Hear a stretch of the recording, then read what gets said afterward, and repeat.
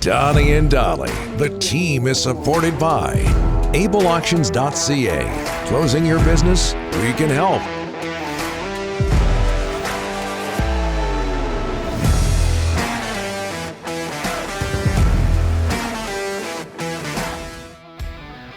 Did you find a tamper video by any chance?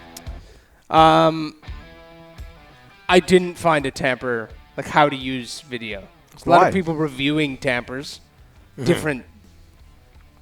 People are reviewing tampers? I guess, yeah. Like, that tamper was really good. Hey, you'd be surprised. Some of these reviews. I know. Have you seen this? Like, YouTube has everything.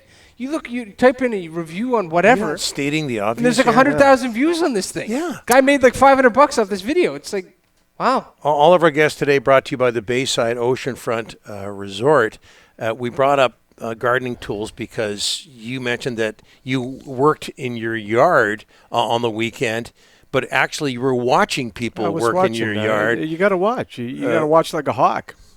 Ryan brought up the hoe. That was your choice for gardening. The gardening tool, yeah. Rake, whatever you want. My phone's going. Is that my phone? Yeah. Why did you turn it off? Again. You went over there. Whose phone is it? Wow. I guarantee. You know what It's it is? his ringer. Yeah. It's one Turn of it my. off. It's one of my relatives phoning to tell us how to do the show. Oh, yeah. During the show, I guarantee it. Okay, I guarantee it. Nothing more So we annoying. brought But up. actually just stopped ringing, so Taylor might be right. Yeah, I might be right. Okay. So we brought this up, the tamper. We brought up that tool, which you didn't know anything about. Now, I know for a fact that somebody who does his own work in the house, outside the house, he's is our good. next guest, talking about the CFL and its labor dispute. Giulio Caravatta joining us from Lions training camp. Is it a training camp? In Kamloops. Giulio, thanks for doing this. How are you? Oh, yeah. Handyman. Good guys, how are you? You know what a tamper is, I bet. Oh, I know what a tamper is. I've spent a lot of time with a tamper. Yeah. Hey, thanks for that. Yeah. Yes. Yeah. That's a video we don't want to see. No, you don't want to see that. No. Okay, we understand, Giulio, and this is getting to the point where I don't know if it's desperate, but CFL players voted to turn down the new CBA with the league, even though the bargaining committee had recommended it. We understand there's a new proposal on the table that was introduced last night. What do you make of all this? Well, I won't lie. Yesterday when it came down, I was in shock. I just couldn't believe that we were at this point. Like I just thought to myself, what a complete failure and lack of communication it's been between the CFL Players Association, the bargaining committee, and its players.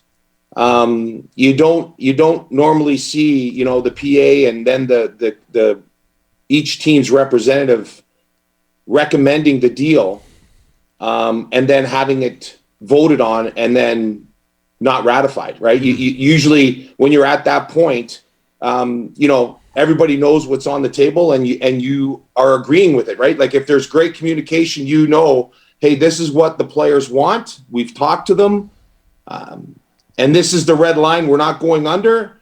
And so when you hear, okay, we've agreed to a deal, then you're negotiating based on what you think your membership wants. So for them to have come back and voted no on it, it really, really, really makes the Players Association and that bargaining committee, it just, they lose a lot of credibility, and I'm sure there's going to be fallout when this thing's all over. But as it is right now, from what we understand, the Lions will practice today, as many CFL teams are practicing. From what I understand, there's a memo of understanding that's been put forward that they are going to continue with training camp, and hopefully that, because there's games on Friday, that they're going to continue to those while they continue to negotiate and try to get this thing rectified so that there's no more hiccups.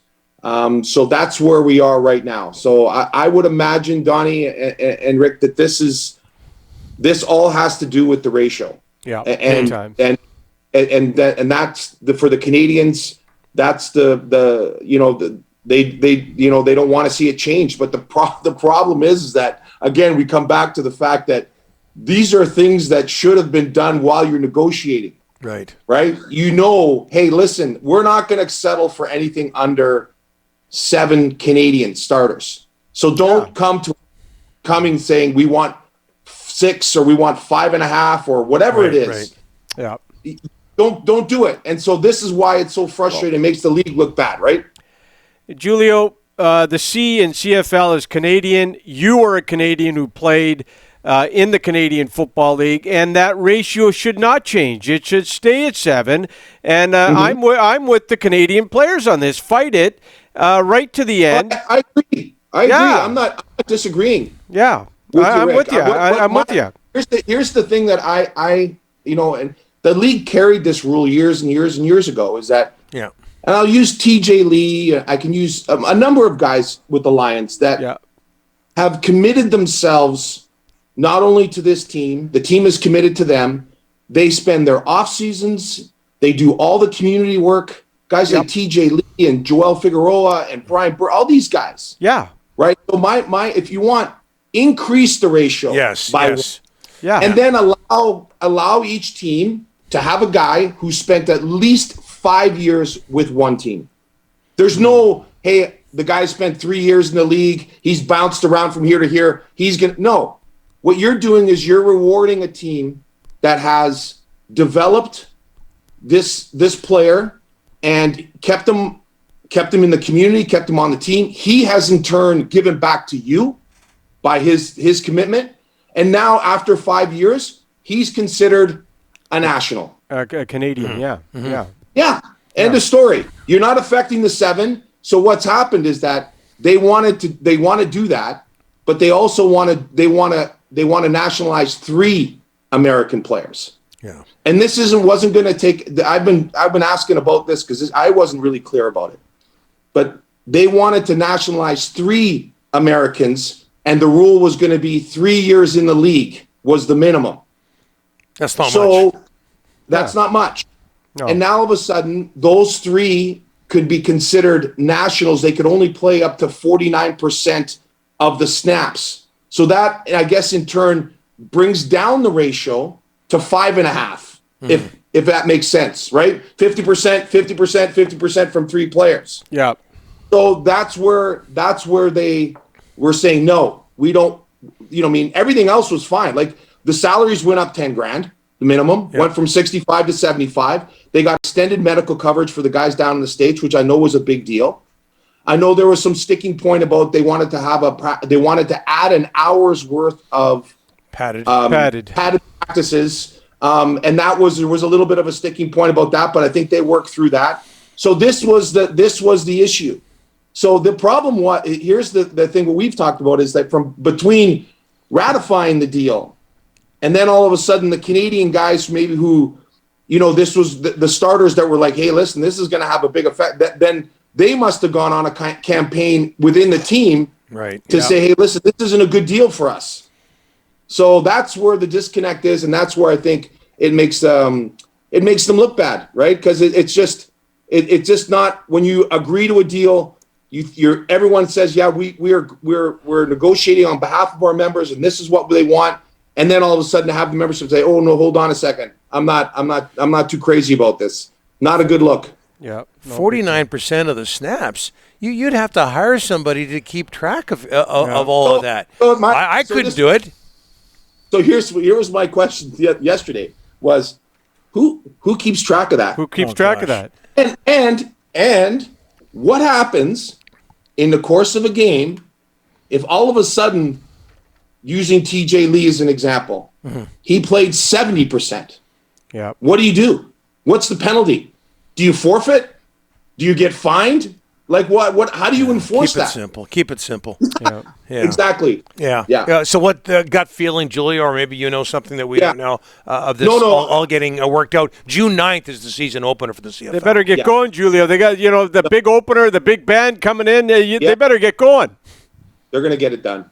I heard a little rumbling this morning that they may have it done. They've already put a proposal forward. Yeah. So the CFL and the Players Association, because let's be honest, guys, at this point, everything that, I'm sure like you guys have been on top of it, everything that I'm reading on Twitter, everywhere I'm reading, it's not a good look. And the league can ill afford to have this kind of stuff hanging over top of it. Sit in a room, get it done today. Let's get it ratified. Let's get on to football. Let's forget this and move on, because they can't have this.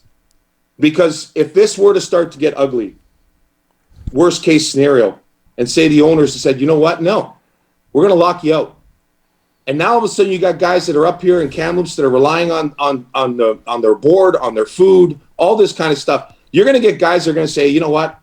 This isn't worth it for me. I'm going. I'm gone. See you later. So we don't want to, and I don't think we're headed in that direction, but the worst case scenario is not good. I think cooler heads are going to prevail. They're going to sit down. They're going to get it done today. And we're going to be talking about football moving forward. Hey, Giulio, before we let you go, Delaney's OK Tire and Langley inbox.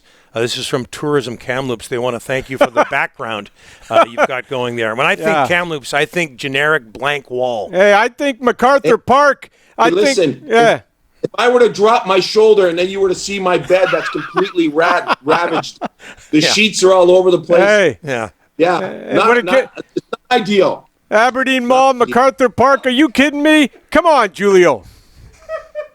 I know it's a thing now. You gotta have a great backdrop whenever you do this kind of stuff. I don't have any good backdrops. I'm sorry. You can only go up from here, Giulio. Yeah. You can only go up. Have a nice day. Okay, grab your tamper and go cover some football. Thanks, Giulio. Appreciate it. See you, boys. Giulio Caravatta.